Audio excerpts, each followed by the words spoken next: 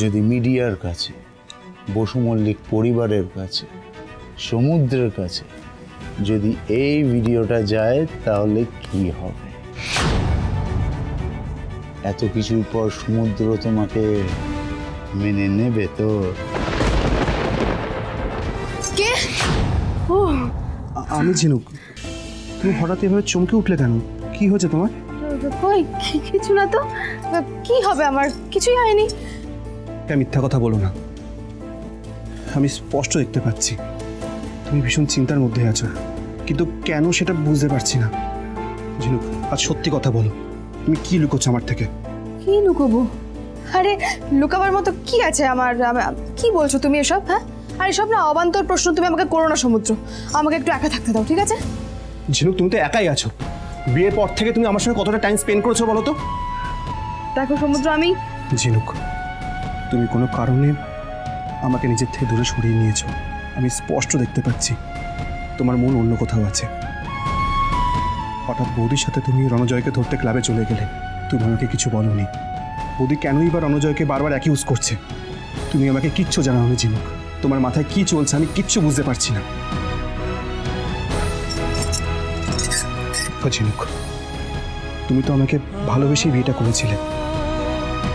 তুমি তো বলতে আমি তোমার বেস্ট ফ্রেন্ড। তাহলে আমার সাথে কেন তুমি তোমার মনের কথা শেয়ার করতে পারছো না? কারণ শেয়ার করার মতো কিছু নেই সমুদ্র। তুই প্লিজ যাও এখান থেকে। আর সব সময় না এরকম ভালোবাসার কথা শুনতে আমার ভালো লাগে না। ঝিনুক, ঝিনুক, দেখি দেখি দেখি দেখি, গরম মোম পড়ে গেল। জ্বলছে না?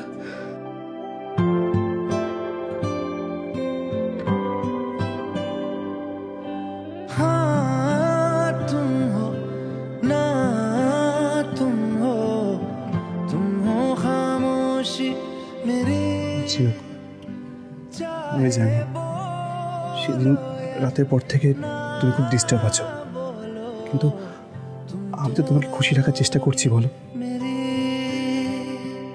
জানো আজ প্রথম বোনাস পেয়ে তোমার জন্য শাড়ি এনেছিলাম।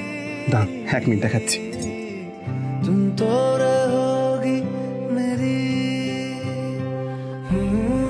এই দেখো,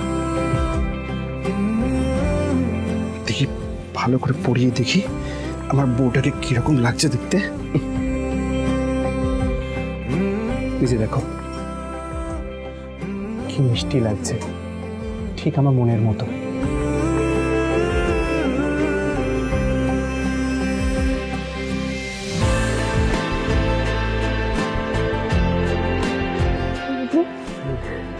আমি যদি কোনোদিন কোনো ভুল করি, তুমি আমাকে ছেড়ে চলে যাবে না তো?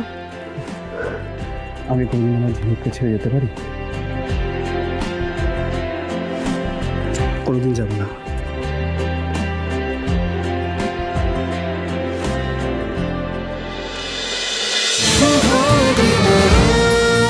শুভ বিবাহ সোম থেকে রবি প্রতিদিন রাত 10:30টায় স্টার জলসায় ও জিও হটস্টারে।